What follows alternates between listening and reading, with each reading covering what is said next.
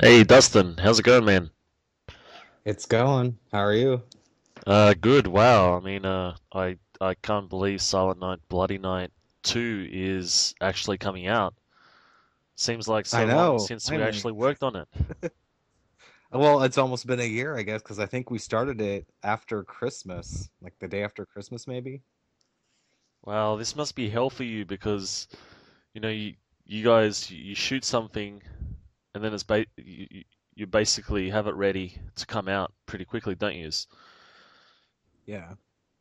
Well, I mean, that's just kind of the style. I guess just when you do so many, so quickly, that's kind of you get a rhythm, popping them out. So does this feel like an old movie now? Something you did a really long time ago?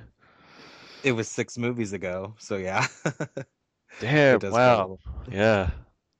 I don't even know where the year went, but I think this movie Oh was no. the one I had the most fun writing. Oh yeah, I mean, I think, from a technical standpoint, definitely came out the best. Just all around, I think that the acting's really good, the writing's really good, the locations were good, the death scenes were good. I pretty much everybody that's been involved in my other films that were also involved in that agree that it's, probably one of the best projects. Yeah, right on, right on. It was also one of the lowest budgeted of the recent larger movies you did. Yeah, which is interesting. I think that a lot of the budget in Cheerleader Camp, like, well, the deaths were a lot more elaborate, and we had an extra celebrity, and there was a lot of travel for everybody, and so I think it just accumulated to a bigger budget. Even though I would say, like comparing the two films, that you wouldn't know, that we spent less on Silent Night. I think that it was spent well the way that we used it on that film. Right, right. I was actually reading an article yesterday, and it was about the original Silent Night, Bloody Night, and it mentioned our movie a bit and how there's so much going on in the original movie that it's understandable why someone would want to go and make a direct sequel to it. Oh, that's cool. That's encouraging to hear. Yeah, yeah. What did you think of the original movie? I really like the original movie. I mean, I owned several, public domain copies of it, so I've seen it a few times growing up, and I never had really like fully appreciated it though. I don't think until I really got to know it better with working on part two because there's so much backstory and as not only the director, also the editor having to like kind of go through the original movie so many times, as part of the process of making this one, I think I got a better appreciation overall for it. Right, right. I thought I had a good idea of the original story, but when I was writing part two, I would go through and watch the original movie and realize I actually had no idea what was really going on because you have all those flashbacks. You have to watch Right. the original movie really closely to actually understand who the killer is, who this character is, because you have younger and older versions of people, and they don't actually they don't actually point out a lot of exposition. They kind of leave it to your Uh-huh. imagination, and Right.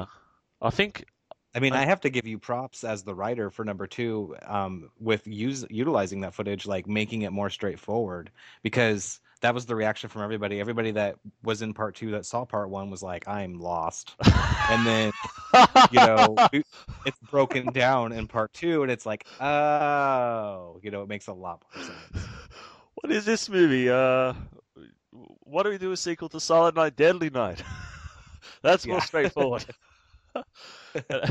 And of course, everyone thought we did a sequel to Silent Night, Deadly Night anyway, because they make that mistake, Bloody Night, Deadly Night, right? Oh yeah, it's been That called makes both you on lots of cringe. shows. It does.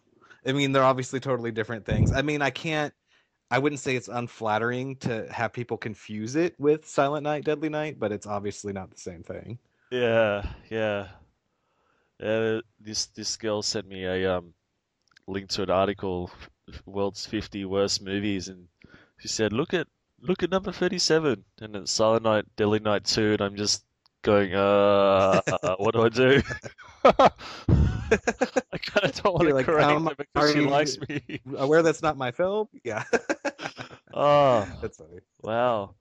What would we have even done if we did Deadly Night instead of Bloody Night? Oh, well, I think first of all, we probably would have needed a bigger budget, and Oh, I don't really? know, I kind of feel like Really? the Have you not seen audiences, Silent Night, Deadly Night 2?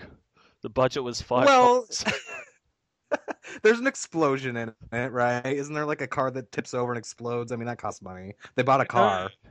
Yeah. Yeah, that's so strange to have an explosion in a slasher movie. That the ending of that movie is so apocalyptically epic in a sleazy, no budget sort of way. Well, it's obviously done as a selling point for the trailer because then in the trailer they can have an explosion, and it's action packed all of a sudden, and that's like it when you actually watch the movie. Right, right. I tried to put in references to all the recent, I mean, from the recent decades, the Christmas slasher movies, because when Silent Night, Bloody Night came out in the 70s, that was one of the very first Christmas movies. Now there have been so many, and how can you make a sequel and just ignore that all those other movies existed? Right. I mean, it's not really possible because I mean, art influences art anyways. I mean, as time goes on, things are going to inspire more things, like you can't make a horror movie and have not someone point out, the 50 other movies that are similar. So I think it's sort of smart in a way to kind of reference and poke fun at all that because the original Silent Night Bloody Night was like one of the original Christmas horror films. And so now kind of coming back with the part 2 after all these other ones, it's sort of like interesting because it kind of comes back out on top and it like looks back on everything that's come after it. Right, right, including the original movie. Yeah, well, exactly. Um, I can see why someone would look at the movie from the outside and go, "Oh, wait, they've got a killer Santa in this? There was no killer Santa in the original. Did they even watch it?" We have I Black know. Peter. He has a really unique uh look. So I guess my contribution was having him in a black and white instead of a red and white costume, and you guys came up with that awesome uh mask.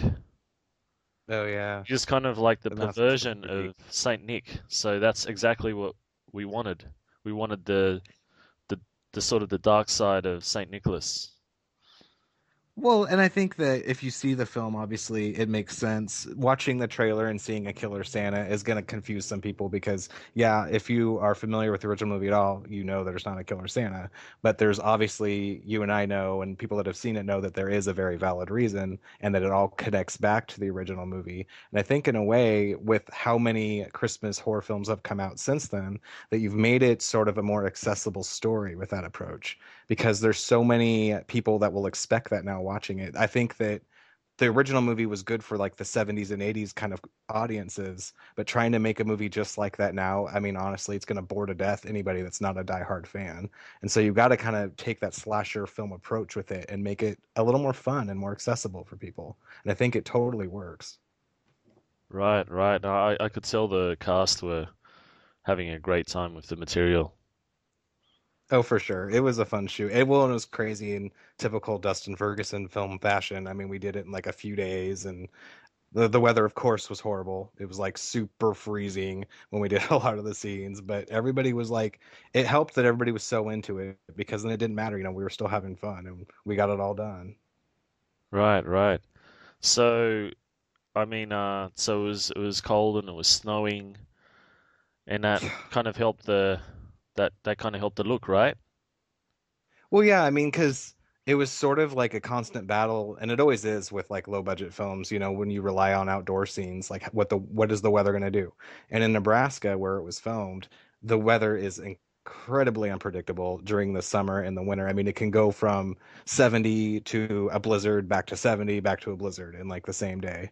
And so you really can't count on it doing anything that you want it to. So we were prepared with a lot of the outdoor scenes. We had fake snow, and there's actually, I won't say which, but there is a shot in the film with fake snow because when we did that shot, it hadn't snowed yet.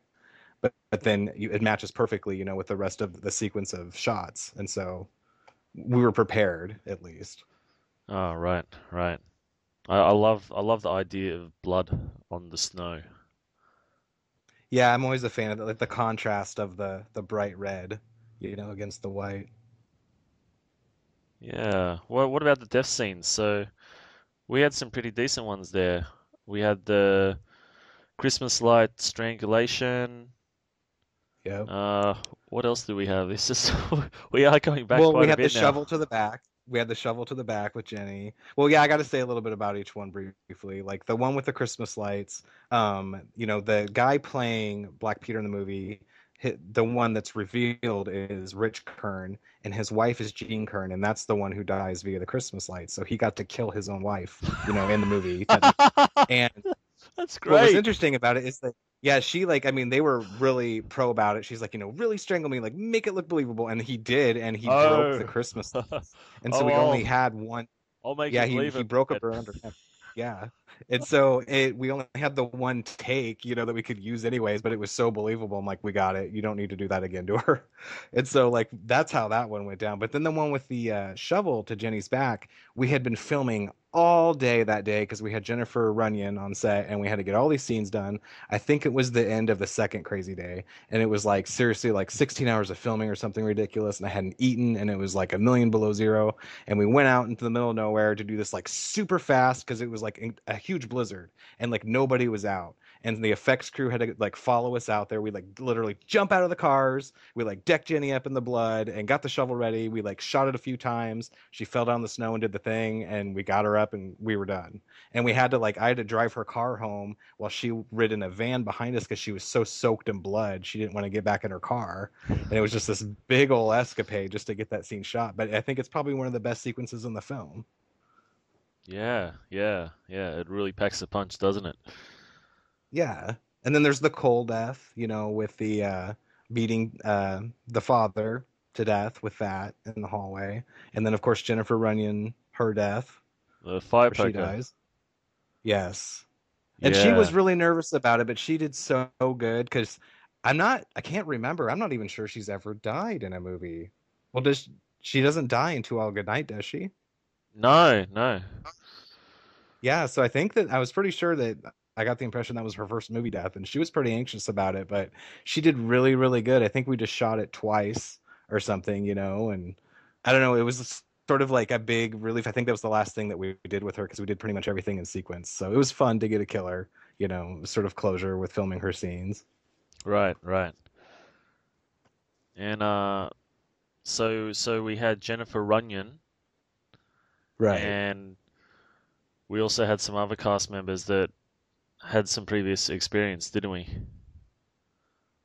Yeah, well, Luc Bernier came from, I want to say Vancouver. I hope that's right, but somewhere in Canada. He came down here on his own expense to be in it, and he did a really, really good job. And Julia Farrell's in it. She was also in Cheerleader Camp to the Death, and she was also the star of Demon Dolls. And so it was fun having her in that. And then, of course, Jenny and Brianna Mitchell was in it. And then Pete Lippens, which is kind of he hasn't been in a whole lot for me, but I've been acting with him, in films a lot more recently. He's been in my stuff, and I think he's a really, really good actor. The father, he gave just the right creepy menace, to that character that we needed to kind of like make him seem like he could be connected, to the bad stuff. Yeah, he kind of reminds me of uh in the in the early 80s movies, so maybe the George Romero movies, you'd have character actors that you could just drop in every movie and count on them to do a really good job with their little role. Yeah, exactly. I mean, he knew exactly what to do. He typically, when I work with him, he needs very little direction. I mean, he already knows, kind of what we're going for. We give him specifics, but it's like he's one of those actors I like working with. I don't have to tell him anything. It's like we set him down and he's good with it. Yeah, yeah. How about Jeff Dylan Graham? That was Yeah, pretty cool he getting made a him good on board. appearance. Yeah, it was. It was interesting how that all worked out because he, obviously is in LA, and so he ended up having that segment filmed, there and then sent to us, and then we sort of worked it in with like the video that the brother and sister watch. So that tied in and worked out really cool, and it actually was. sort of thinking outside of the box, to include him because I've kind of actually utilized that same method recently in a few films with other celebrities because it's so smart, especially with today's technology. You can get people involved via the internet. That's right. I think with the those guys in the UK did a remake of Silent Night, Bloody Night. Yeah, the Yeah, Homecoming. yeah. And they got Adrian King from Friday the 13th in by recording her voice as the killer on the phone. So, we're all in the same club now. What's that? I missed the last part.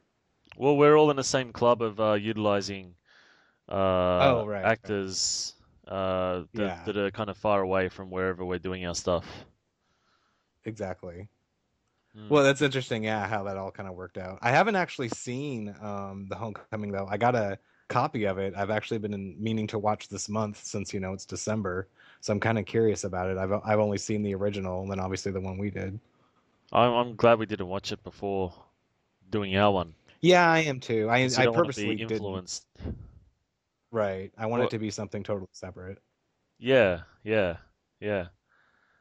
No, that's good. And I think with Jeff's scenes, what was interesting for me writing those was it kind of mirrored the original movie. So with the original movie, I get the strong impression it was actually made in the editing room because Oh yeah. there are there are plot holes, there are characters that no one even refers to by name.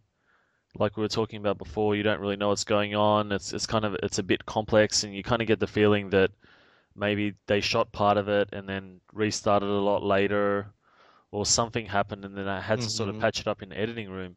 Now with part two, I I wrote the script first, but I left out the flashback scenes, and then you guys started I think in pre-production, and I realized with the flashback scenes that uh, not the flashback. Yeah, no, I did leave out the flashback scenes. I left out the flashback scenes and some of Jeff's audio. And then I realized when you guys Oh started yeah. that the flashback scenes and uh, Jeff's dialogue would have to make sense of a lot of things that were going on and patch a lot of the history between the original movie and the new movie. So by the Right. time I finished with Jeff's dialogue, I think you guys had already shot the lion's share.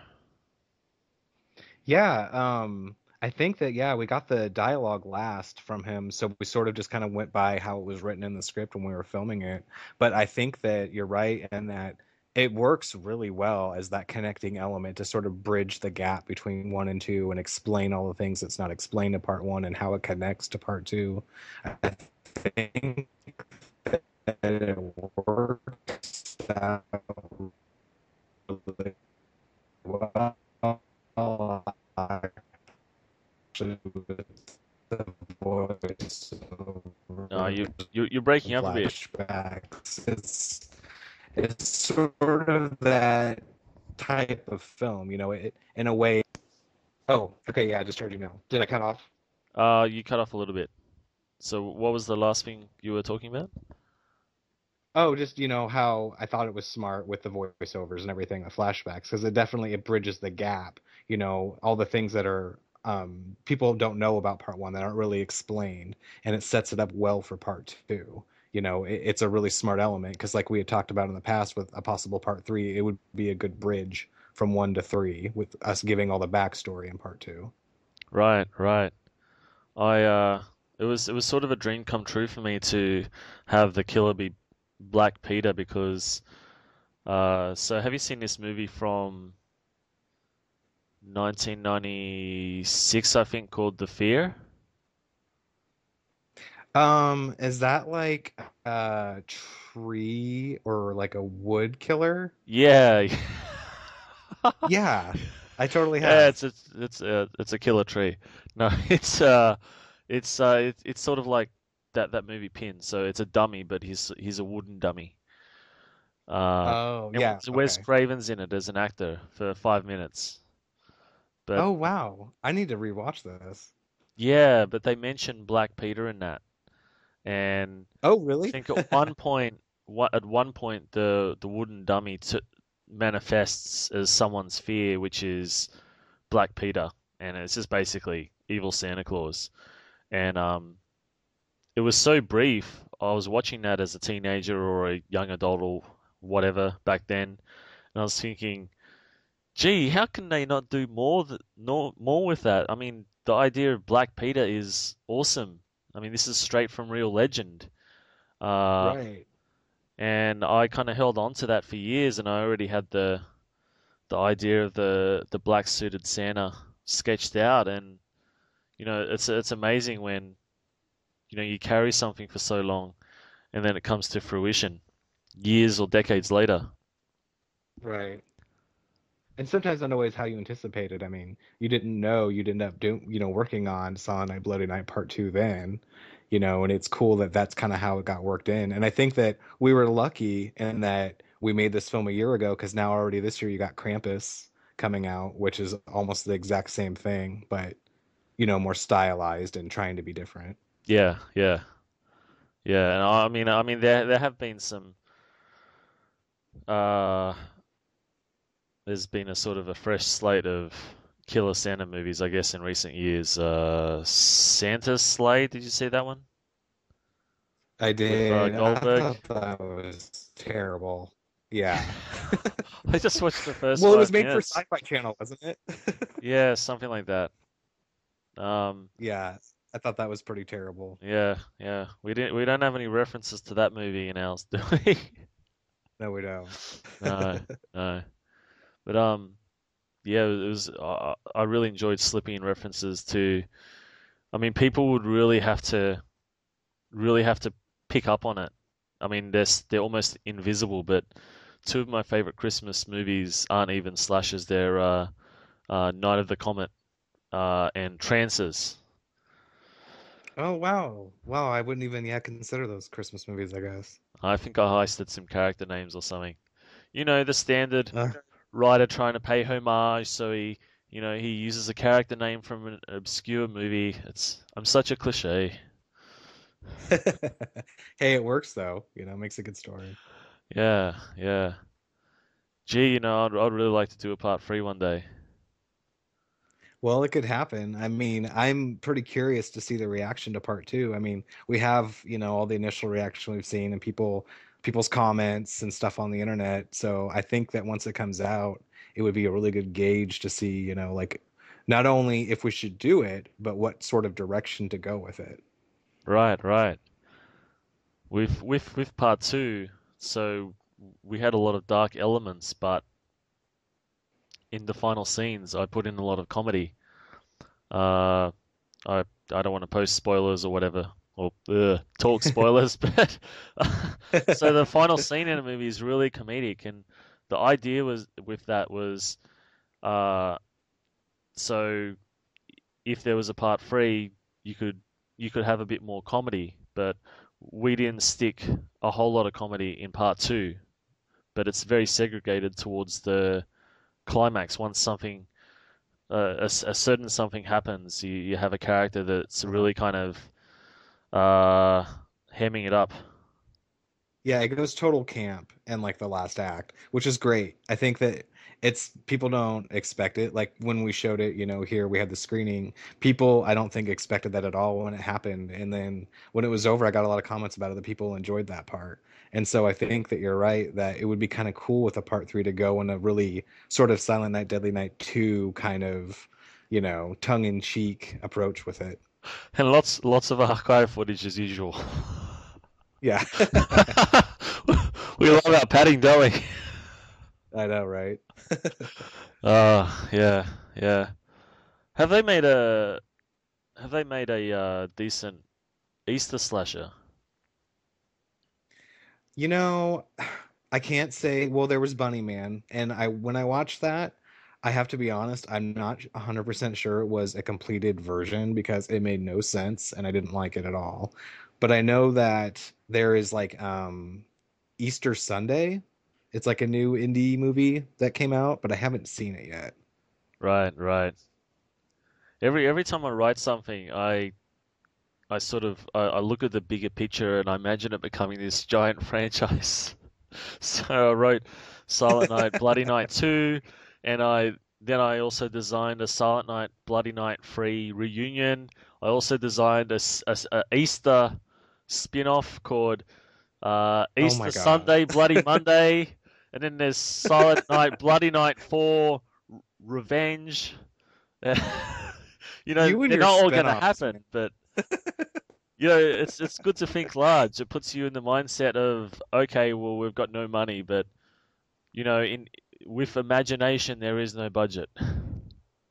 Right. Well, and it's all about, like I tell everybody, it's about working within your means. I mean, all of these movies could very easily be made if they're just written to not be, larger than what could be handled. Because, I mean, you don't want to make a movie on the caliber of, like, let's say, the Black Christmas remake if you don't have that kind of money to do it. You do something that's in one setting, with a house full of actors, with practical effects, and it's much more achievable and it can be done.